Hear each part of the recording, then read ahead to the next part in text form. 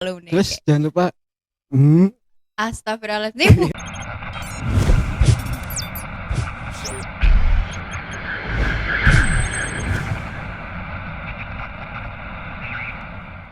Got you right there, Genzi. Kembali lagi di podcast Saturday Night Story bersama host kalian, Safira.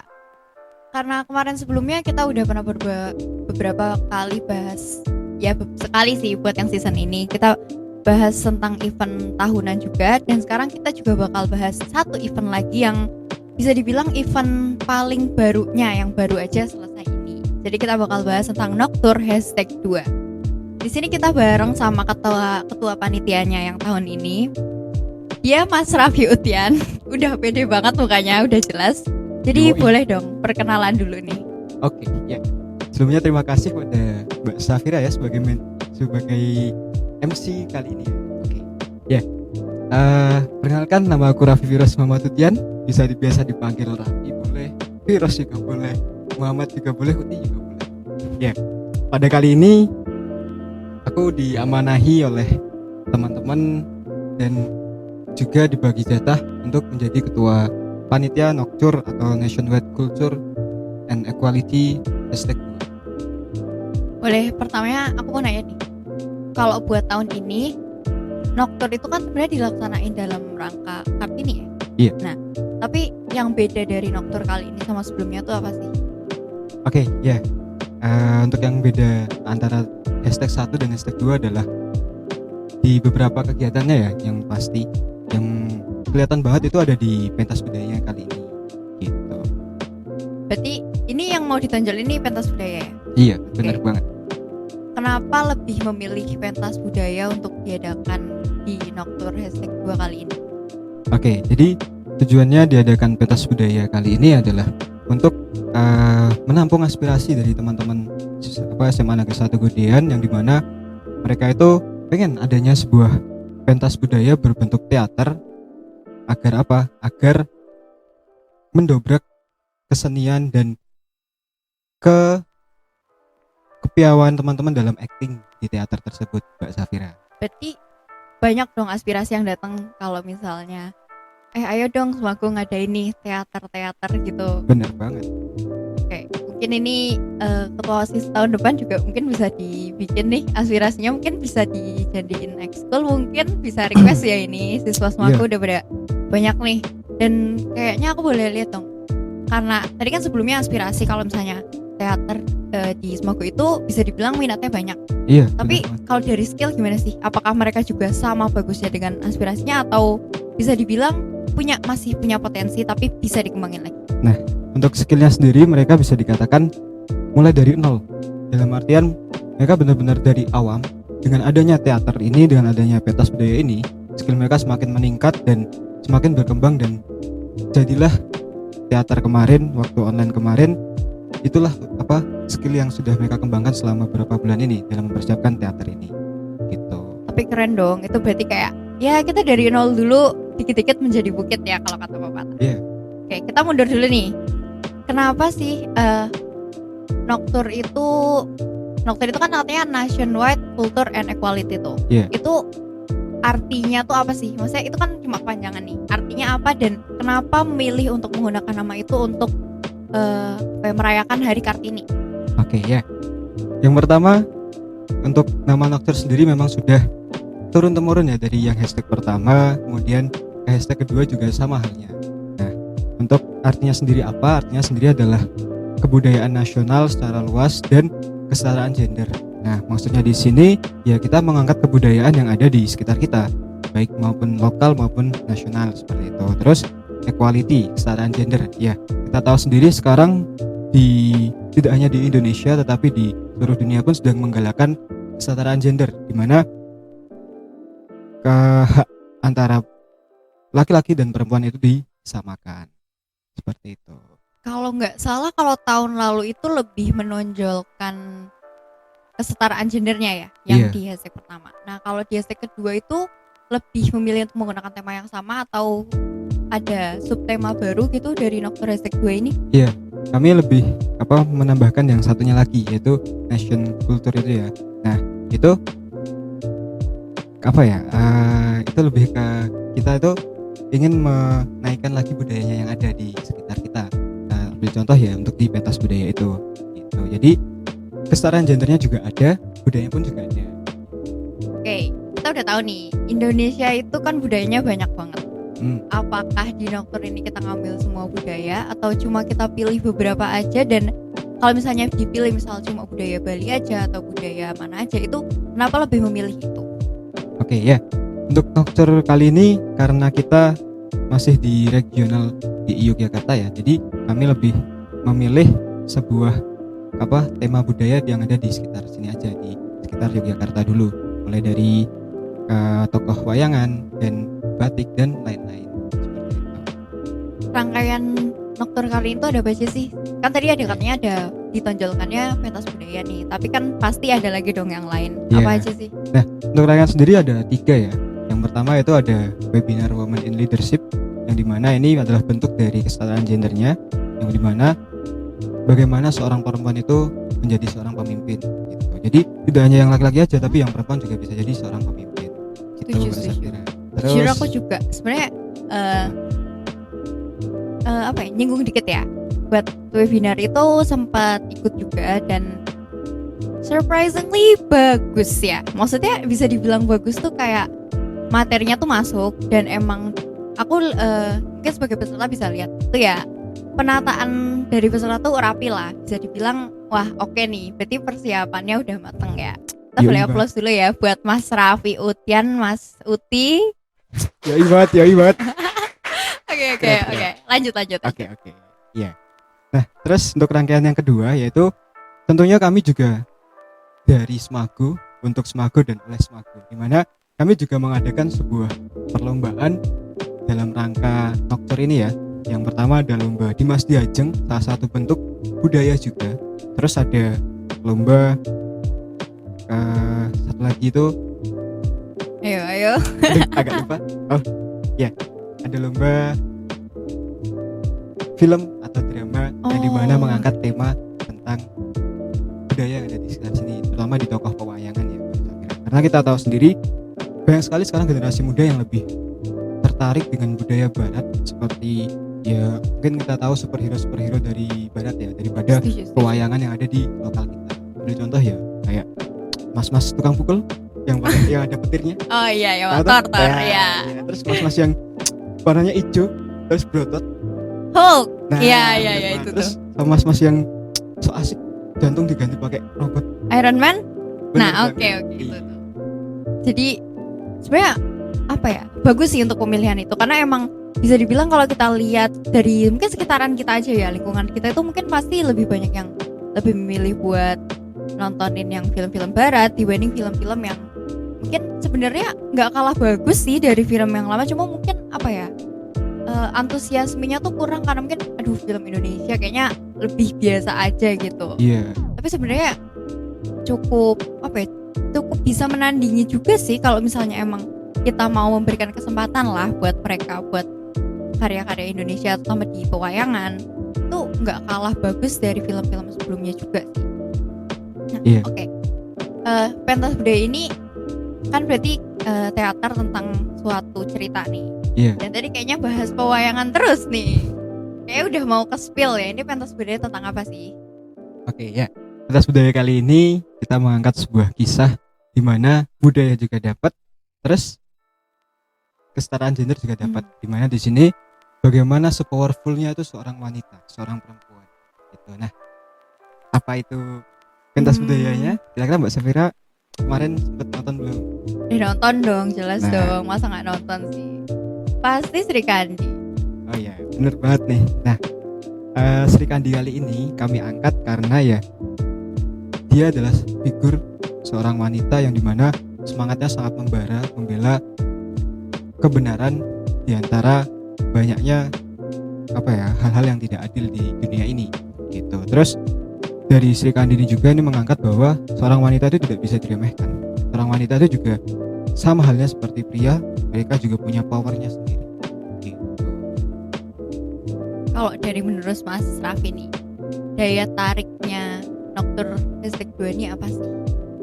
Oke ya, daya tariknya Nocturne #2 ini karena ya ini pertama kali kita mengadakan suatu pentas teater, bahkan ke bagi siswa-siswa Semago, bagi luar Semago pun juga baru pertama kali ini kita mengadakan teater online dan ditayangkan secara nasional ya di YouTube SMA Negeri 1 Godean. Nah, ini mulai dari panitia, dari teman-teman aktor, aktris, ini merupakan hal baru juga bagi mereka, di mana mereka diajak untuk beradu acting, untuk menampilkan skill mereka dan bagaimana mereka itu tampil di depan khalayak umum gitu.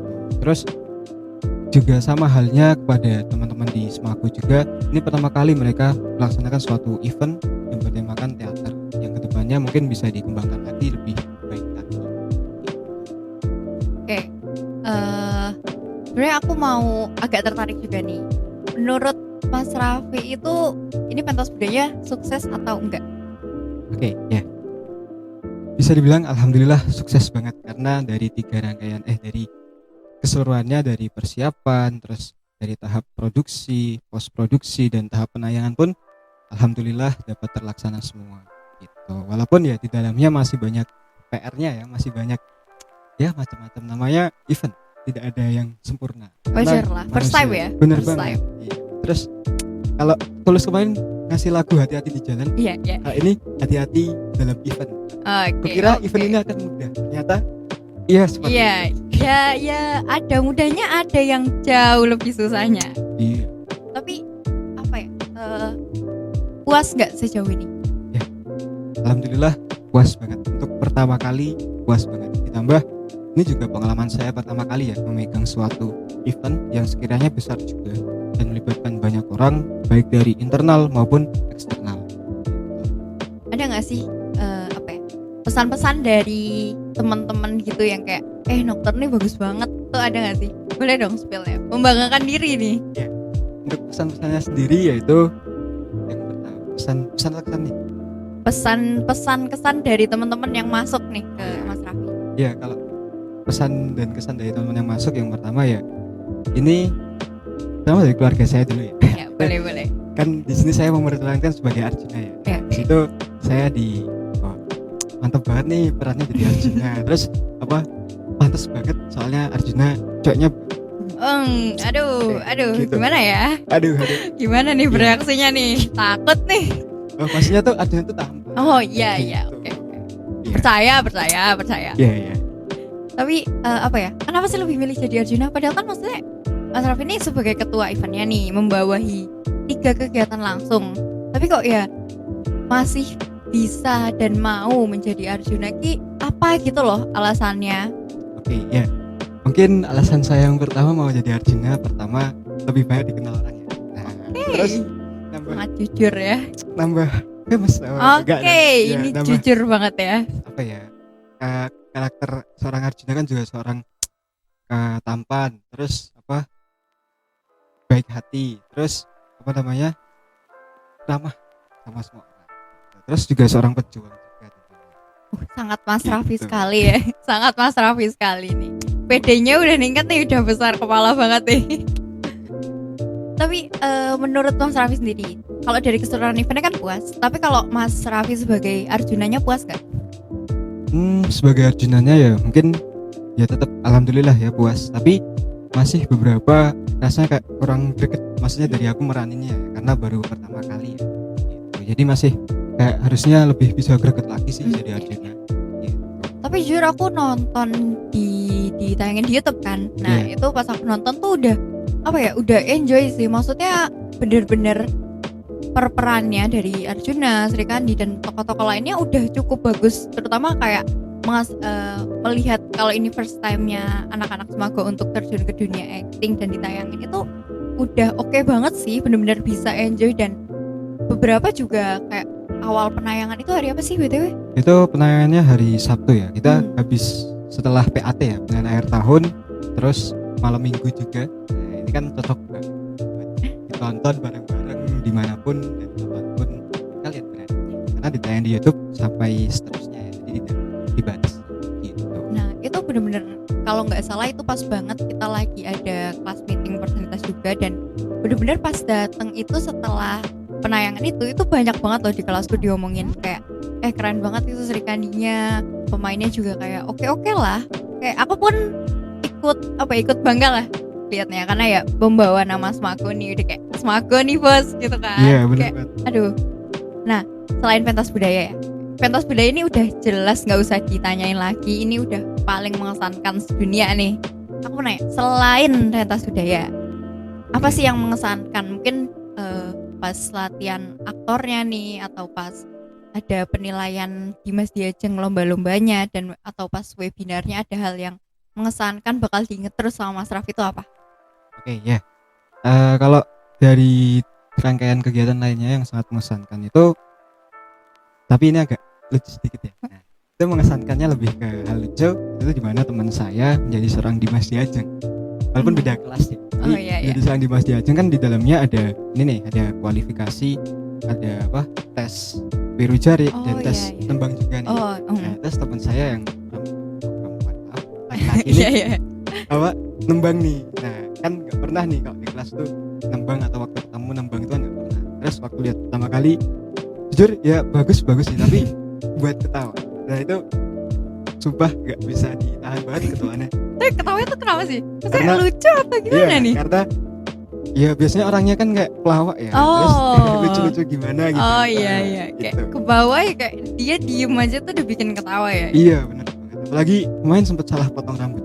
Oh, oke. Itu bikin lucu sih jujur. Buat saat ini kan berarti bisa dibilang Noktor #2 nih lancar, sukses, jaya nih, udah puas banget. Aku yakin semua panitia juga sukses. Kalau harapan dari Mas Raffi buat Noktor tahun-tahun selanjutnya deh, atau spesifiknya tahun depan deh, Noktor #3, apa yang harapan Mas Raffi buat Hari Kartini Noktor tahun depan tuh apa? Oke, ya. Mungkin harapanku besok untuk Noktor #3 atau tahun depan, yang pertama adalah tolong dipersiapkan sebaik mungkin ya, dengan jangka waktu yang tidak terlalu mepet juga, terus dengan dengan detailing dan dengan job desk yang segera juga tidak terlalu mendesak atau tidak terlalu mendadak, sehingga bisa dimatangkan lagi dan bisa menghemat banyak tenaga teman-teman, karena waktu Noktor sendiri juga barengan sama puasa Ramadan ya Mbak. Iya Gitu. benar-benar. Terus barengan sama event-event lain juga, jadi dimana di bulan ini banyak banget nih event yang numpuk gitu. Jadi ya mungkin bisa diperpanjang lagi waktu persiapannya gitu. Berarti itu persiapannya itu banyak yang mempersiapkannya itu sambil puasa ya? Iya. Keren sih itu, kayak maksudnya nge-event itu, mempersiapkan event itu kan capek ya, dan ya biasanya bisa lah ngemil-ngemil dulu, istirahat dulu, tapi kalau sambil puasa kayak nggak kuat deh. Kayak maksudnya salut sih buat panitia yang benar-benar udah bisa buat ya benar-benar di situasi apapun gitu kan untuk menjalankan ini. Keren sih, keren. Oke, apa ya, kalau saya dari Mas Raffi, #3 nanti pengen ngelihat ada pentas budaya lagi nggak, atau malah justru lebih pengen ayo dong kembangin lagi apa nih yang ide kalian gitu? Kalau dari aku sendiri ya, pertama ingin ya pasti ya, karena sebagai perintis awal ya buat teater itu, ya pengen ini dilanjutkan juga, tapi juga tetap kembali lagi kepada besok panitia penerus itu, tetap coba kembangkan lagi ide-ide dari kalian dan kreativitas dari kalian untuk Noktor kali ini ya gitu. Karena ya suatu yang diwariskan itu tidak selalu harus diadakan terus, karena setiap tahun pasti harus berkembang dan mungkin kalau udah usang ya diganti. Oke, ini bisa ya diambil nih omongannya Mas Raffi, mungkin bisa bisa direalisasiin lah. Dari Mas Raffi ada last word itu sebelum kita tutup, buat mungkin makasihnya kayak, atau mau ngasih pesan ke semuanya gitu? Last word dari saya adalah wis coyoy ya. Kenapa? Karena dalam event Noktor ini kami banyak menggunakan ini, dimana yang awalnya kayak tidak mungkin terjadi, tidak mungkin terlaksana, tapi karena dengan keyakinan kami, dengan wis coyo kami, akhirnya terlaksana dengan baik. Yang penting yakin kan, yang Benar penting banget. yakin sih. Oke, terima kasih banyak nih buat Mas Raffi yang udah ngeluangin waktunya buat jadi narasumber di podcast dokter kita hari ini. belajar banyak sih. Aku yakin dari penonton-penonton yang juga bakal nonton podcast ini juga pasti bakal belajar banyak dan bakal mikir kayak aduh berarti ini panitia bener-bener ngerahin semuanya nih setiap bikin event, dan semua ide, pikiran, tenaga itu bener-bener dicurahin. Iya. Itu harus bisa lebih mengapresiasi panitia sih dibanding Iya. terus kayak aduh protes sana sini, kayak pusing ya kalau udah diprotes kayak gitu. Iya. Oke, terima kasih buat semuanya yang udah nonton. Jangan lupa buat selalu nonton podcast Saturday Night Story. Bakal terus lanjut sampai ke season selanjutnya. Mungkin juga nanti Mas Raffi bakal datang lagi, mungkin pas jadi alumni di tahun-tahun depan. Oke, siapa Insyaallah, tahu insyaallah, kan? insyaallah, Mungkin insyaallah. saya mungkin yang bakal jadi narasumber Ya nanti. ibarat nanti reuni ya. Oke, bisa nih. Nanti narasumbernya 2. Jangan lupa undang Iya. ya kalau udah jadi alumni. Terus Oke. jangan lupa Astagfirullahaladzim, bukan aku ya teman-teman, kayak aku nggak bilang apa-apa nih ya. Ini Oke, bisa oke. ditandain ya Mas Raffi nih, yang nih ketua panitia Nokter bisa ditandain. Oke. Oke, last word. Makasih buat udah nonton, dan jangan lupa buat jaga kesehatan terus di era yang lagi sekarang, yang masih di era pandemi walaupun udah mereda sedikit, tapi jangan lupa buat terus jaga kesehatan. Dadah, sampai lagi.